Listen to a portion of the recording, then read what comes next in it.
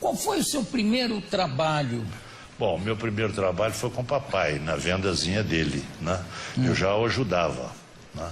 E sabia anotar, por exemplo, tinha os fregueses que mandavam comprar e mandavam debitar. Então havia um livro chamado Borrador, que é um livro comprido, onde a gente coloca o nome do freguês e o que ele comprou e o preço, né?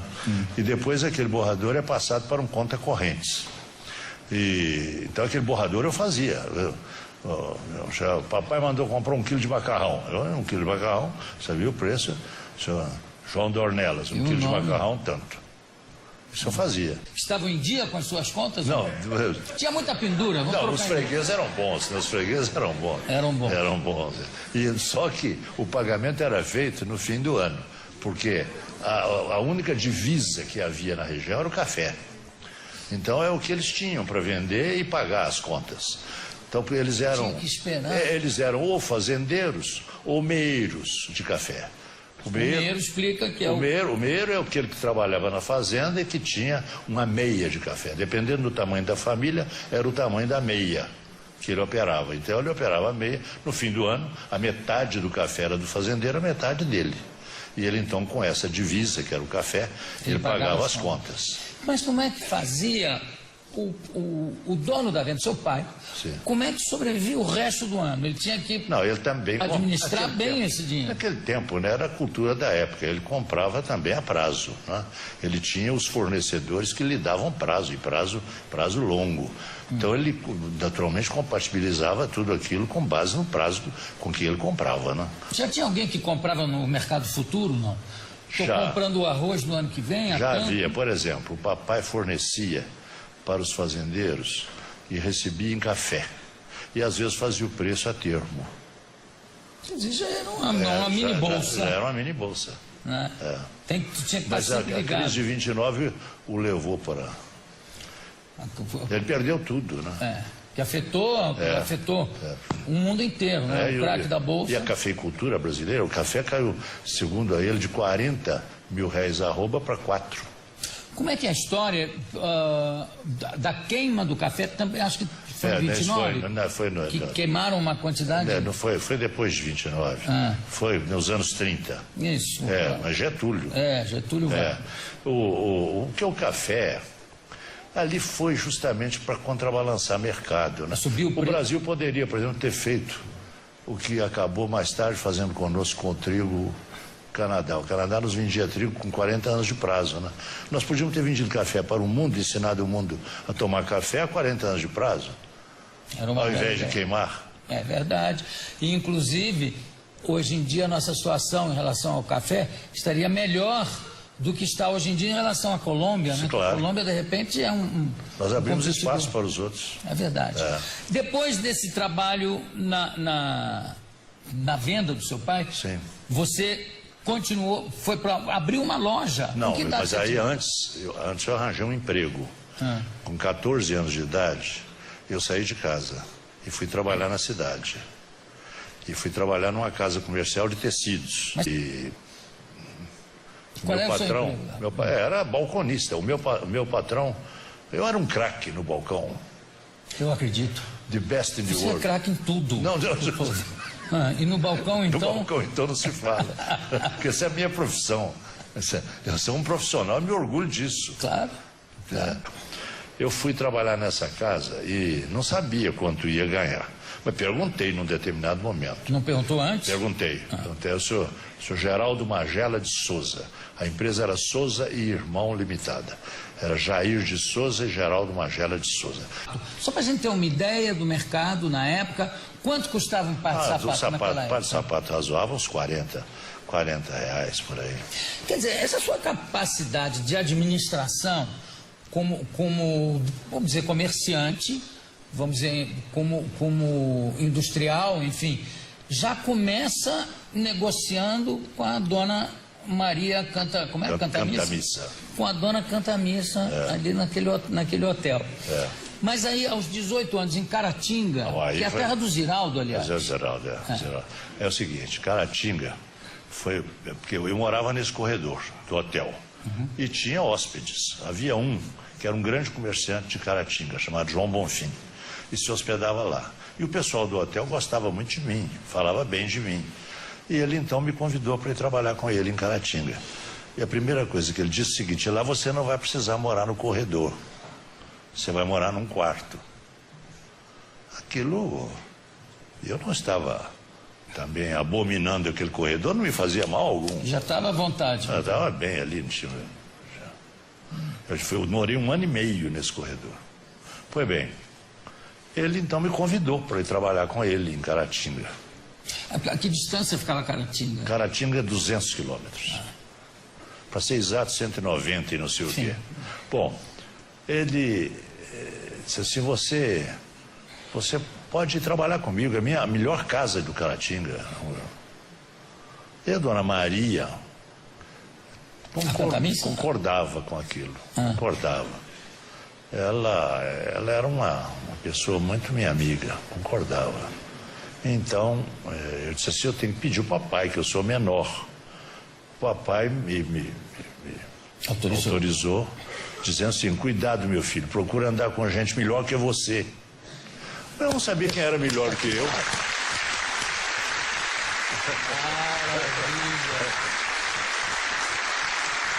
Foi bem. E fui para Caratinga, né? E lá já comecei ganhando o dobro. E pagava 300 numa pensão chamada Pensão Simpatia, pertinho da casa comercial. Não, vem cá, mas o comerciante lá não disse que garantia para você vai dormir num quarto? Sim, claro, eu dormia num pagava. quarto. Eu pagava até 300 cruzeiros. Quarto, café da manhã, almoço e jantar. Mas não era hotel, lá era pensão, mas era boa a pensão. E era em frente à casa. Sobravam 300. Sobravam 300, aí já melhorou muito a minha vida, né? Mas eu queria montar o meu negócio. Mas não tinha nada. Já com 18 anos? Mas não tinha nada. Mas o que aconteceu? Meu irmão mais velho, aquele que havia me arranjado aquele emprego, ele tinha uns trocados, porque ele era representante comercial e ganhava comissão. E tinha umas economias. Naquele tempo depositava a prazo fixo no banco, com jurozinho. Pois bem, ele disse assim: eu tenho 15 contos. 15 contos são 15 mil cruzeiros. Eu tenho 15 contos. 15 contos seria 15 mil reais? Seria 15 mil reais hoje. Seria 15 mil? Isso era 15 mil reais. Era 15 mil reais. 15 mil reais. É porque o real, a moeda... 15 mil reais eram 15 contos de réis, é isso? 15 contos de réis. Mas o seguinte, é aquela história. O real era a moeda. E o plural de real, até hoje, era réis. Mas hoje, por exemplo, se nós quisermos adotar réis, podemos. Réis está correto. Está certo. Está certo. Agora, nós adotamos reais no plural. Mas a verdade é que os 15... Pode até fazer mais ou menos alguma ilação. Os 15 mil seria 15 mil reais hoje, mais ou menos. Era um dinheirinho de nada. Foi bem. Mas te empresto isso. E você abre uma lojinha. Tinha lá uma senhora que tinha uma lojinha, uma vazia, queria alugar. O que eu já tinha visto. Pois bem, papai vai ter que te emancipar, porque você é menor. Fomos ao papai. Papai me emancipou. Antes você tinha só uma autorização para trabalhar? Isso é autorização para ir para Muriaé, mas aí agora para me estabelecer. E me estabelecer em Caratinga? Aí para estabelecer a minha maioridade. Sei. Pois bem, então eu levava o traslado da escritura pública de emancipação no bolso. Que comércio foi esse? Como é que foi? É o seguinte, Jô, eu era muito bom vendedor, muito bom balconista. Eu era bom vendedor, era bom comprador, porque meus patrões não compravam sem que eu estivesse ao lado deles. E os vendedores me conheciam muito. E gostavam de mim e me deram crédito nessa lojinha. Me vendiam ao mesmo prazo que vendia para aquela casa grande onde eu trabalhava. E ao mesmo preço, e eu sabia os preços todos deles. Você sabia de cor? De cor e salteado. Pois bem, então eu montei essa casa com crédito desses 15 contos do meu irmão e mais o crédito das casas comerciais que vendiam normalmente para os varejistas. Então era uma casa de tecidos que vendia também, além de tecidos, aquelas coisas correlatas, né? Tecido, calçado, chapéu, aquelas coisas, né? E produtos de armarinho também? Também linha, de armarinho, agulha, linha, exato. botões. Agora, por exemplo, eu ganhei um presente da Linhas Correntes, me mandou um presente com uma variedade de coisas, para eu me lembrar dos tempos, né, que eu trabalhava com aquilo. Era uma beleza, né? Então, aquilo foi o início da minha vida, foi assim, né? Como era o nome da loja? A Queimadeira. Mas isso foi culpa minha, não. Porque o nome é horrível. O nome é feio. Mas A Queimadeira. Havia um representante de uma das casas, chamado Lopes, era um português. E a casa era Tecidos Custódio Fernandes. Casa boa. Então, ele falou assim, como vai chamar a sua casa? Eu falei, senhor Lopes, não pensei, senhor Lopes. Ele disse assim, você pode colocar o nome de A Queimadeira. Ele era vendedor de seguros, não, né? Não, vendedor. Já querendo botar ideia na sua cabecinha. Mas é queimadeira, porque vai vender barato. Né? Pois bem, eu não gostei do nome, né? Ele disse assim, olha, meu filho, se fosse um bar, seria Bar Cristal, mas não é um bar. É uma loja de tecidos que vai vender muito barato. Então, A Queimadeira. E ele era uma autoridade, porque ele tinha uma casa assim, representava uma casa muito boa. Eu não posso contrariar o senhor Lopes. E era bom então, vendedor o senhor Lopes, né? Então tem uma placazinha, né? A Queimadeira, o nome da empresa, José Alencar Gomes da Silva. Porque eu era pessoa física e jurídica com o meu nome. Ao mesmo tempo.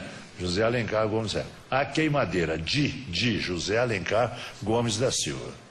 Tecidos baratíssimos. Era a placa da loja era essa, né? E assim comecei. E foi muito bem sucedida essa loja. Muito bem sucedida. Um colosso.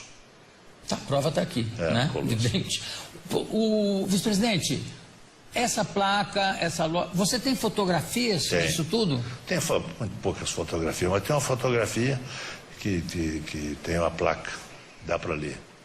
Com a Queimadeira? Da Queimadeira, Você sabe que em Petrópolis, onde eu passei uma boa parte da minha infância, tinha um vendedor que vendia tecidos em frente, que era de origem árabe e era um vendedor extraordinário. E tinha o rio que passava no meio da cidade, que de vez em quando transbordava. Quando transbordava, ele pegava peças de tecido inteiros e recortava como é que chama? Retalhos. Em retalhos, né? E molhava um pouquinho na água, botava na porta, salvados do incêndio. Sim. E vendia aquilo, salvados da enchente. Da enchente, E vendia aquilo que era uma beleza. Você chegou a usar algum recurso parecido, assim, para vender tecido? Não, sabe que a gente, todos nós, tínhamos cada um o seu recurso, né? Claro. O meu recurso era modéstia às favas, era porque eu conhecia muito o mercado. Eu sabia o que o cliente gostaria de encontrar naquela casa comercial. E sabia o preço dos outros de também. todos. Conhecia tudo muito bem. Então aquilo era meu lado forte, era esse aí. Eu tinha um preço imbatível. Mesmo porque eu, quando montei a lojinha, eu já ganhava nessa casa comercial 1.200, aquela que me pagou 600 quando fui para lá. Eu já ganhava 1.200 e a pensão simpatia continuava cobrando 300. Então você vê que a coisa tinha melhorado para mim. Claro. E você não chegou a pedir um abatimento na pensão? Olha, eu agora estou por minha conta, me ajude aí, vamos baixar isso para 200? Não, mas eu já comecei da seguinte forma. Eu saí da pensão. Montei uma cama atrás da prateleira da loja. Fui morar atrás da prateleira da loja. Tinha um banheiro lá, tinha tudo direitinho. Fui morar atrás da prateleira. Foi bem. E comia de marmita de uma pensão ao lado, que mandava a marmita. Quando não tinha freguês, o balcão ali tinha um lugar para guardar a marmita. Qual foi o próximo passo do Zezinho? Aí foi... As coisas vão acontecendo, né? Eu acabei entrando com um meio atacado, porque eu comprava quantidades maiores e tinha aqueles clientes que me compravam aqueles tecidos, né? Assim como também ingressei no atacado de cereais. Então eu comprava, por exemplo, muito arroz no Rio Grande do Sul.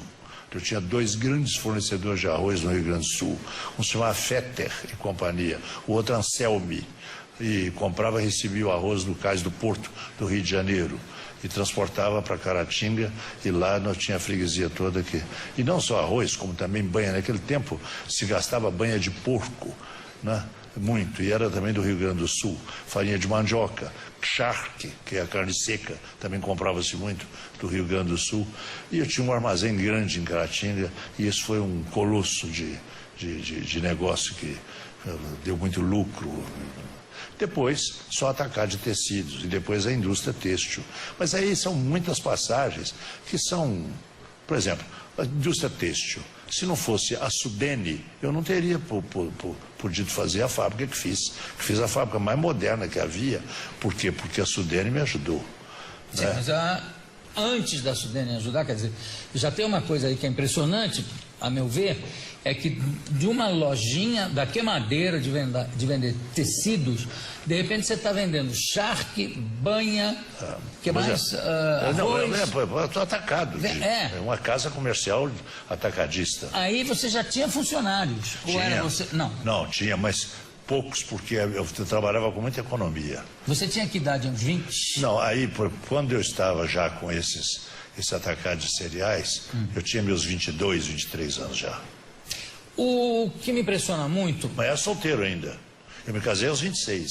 Você que foi alfabetizado em casa, pelo seu papai, pela sua mamãe, você adquire uma cultura geral, tá? Muito desenvolvida.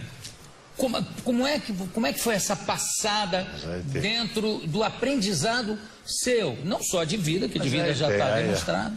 Aí tem, né, a condição de autodidata, né? Eu sempre estudei. Agora estudava por conta própria, né?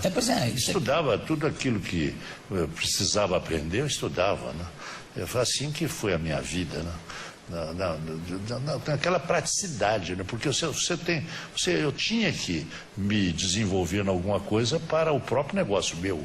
Claro. Então, eu estudava. Mas transcendeu agora isso, estudava, né? Eu estudava. Assim, desordenadamente. Por exemplo, eu tive uma coisa interessante, desde mesmo naquela escolazinha lá do interior que foi feita, né, que era uma atulhazinha, né, que foi feita aquela escola, não havia compromisso curricular. Então, eu tinha liberdade para ler o que eu quisesse, e os professores também. Exatamente, sobre história, sobre geografia, sobre matemática. Matemática era meu. A sua paixão é matemática. Eu gostava, toda a vida eu gostei de matemática. Né? Voltando ao tempo do começo do industrial, né? Da indústria, você disse que foi auxiliado pela Sudene.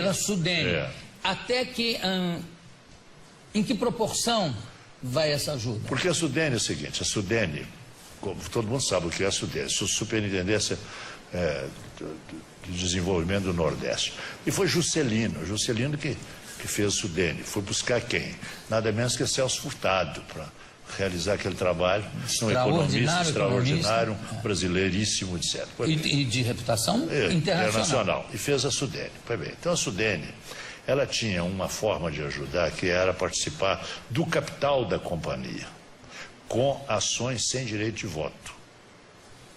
Então a lei de sociedade por ações, naquele tempo era a lei 2627, que permitia que parte das ações fossem ações preferenciais sem direito de voto e parte com direito de voto. Naquele tempo, me parece que era 1/3 das ações podiam ser ações ordinárias com direito de voto e 2/3 sem direito de voto. Mas a Sudene tinha uma legislação especial.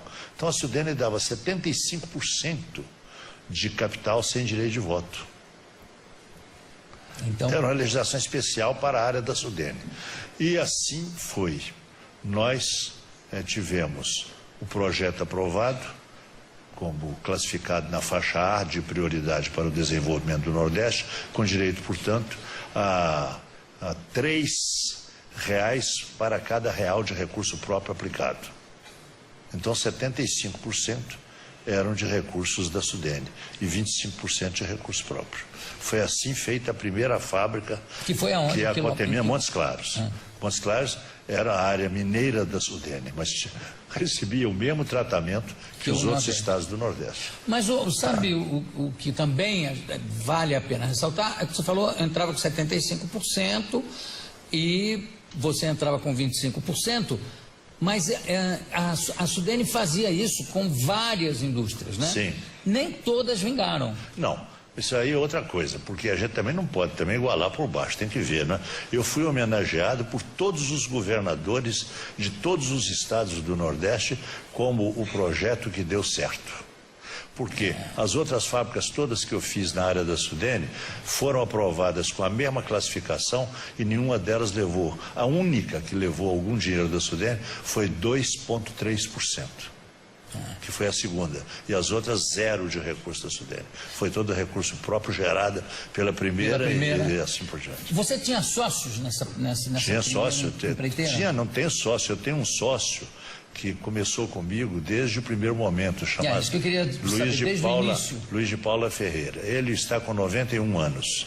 Ele foi algodoeiro, ele comprava o algodão em caroço e descaroçava o algodão e vendia. Ele era um fornecedor da indústria têxtil mineira, que ele tinha a algodoeira, chamava algodoeira Luiz de Paula. Como é que vocês se encontraram? Nós nos encontramos por causa de Rotary Club.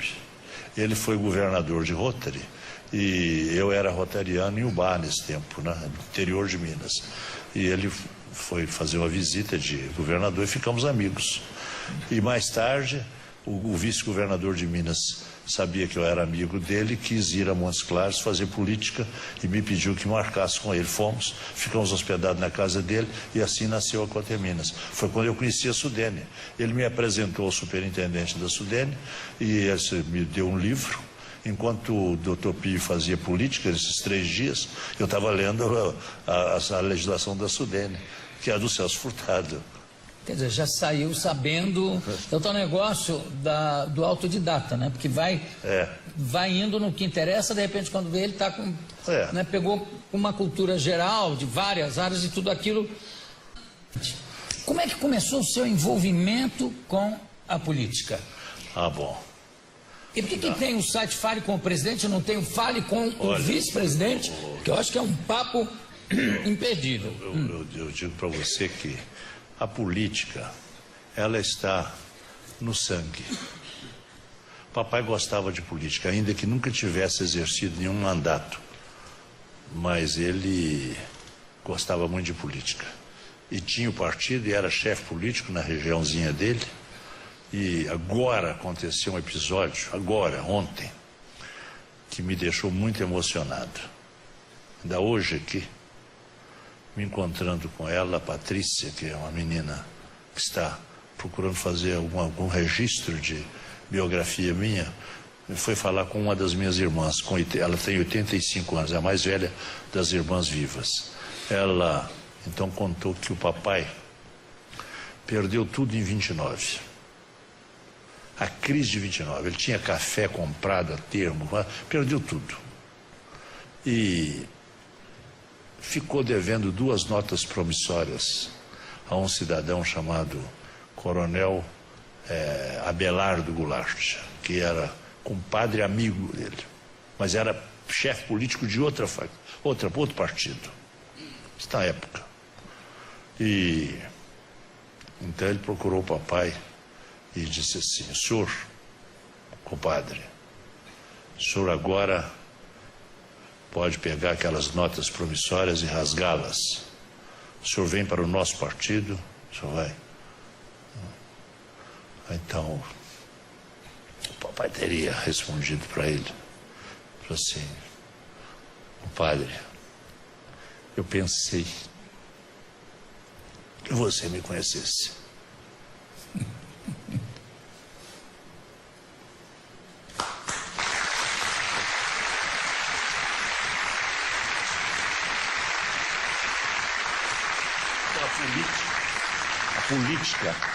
A política é o quê? A política é um instrumento. Por exemplo, você não tem nada a ver com política, você é empresário. Nós nos reuníamos, todo fim de semana íamos para o Alpino, que era um restaurante alemão lá em Minas, Colosso. A gente ia tomar chopp, comer salada, aquele negócio, salsicha, importada, uma beleza. Salada de batata. Salada de batata, salsicha, chopp. E consertar o Brasil. A gente era 5, 6 presidentes de companhias têxteis. Iam todo fim de semana queixar da sorte e consertar o Brasil. E tomar um chopp. Todo fim de semana nós íamos. Aquilo é política. Você vai para a política para prestar um serviço. Você não vai para a política para se servir dela. Você vai para a política para prestar um serviço. Não é fácil. Não, muito bem. É isso. É a nossa visão de política e de servidor público, né? Claro. Agora, é aquela história. Se você fizer uma avaliação desapaixonada, Jô, a esmagadora maioria dos políticos é representada por gente boa. Isso é um fato. Eu posso dizer isso, eu sou observador. Agora, você sabe como é. Tem aquele ditado na roça que eles usam muito. Que é o que eu ia dizer. O porco magro é que suja a água. Como é a separação do joio do trigo nem sempre é muito possível, porque o que aparece mais, exato, evidentemente, são as maçãs podres ou os laranjas podres, enfim.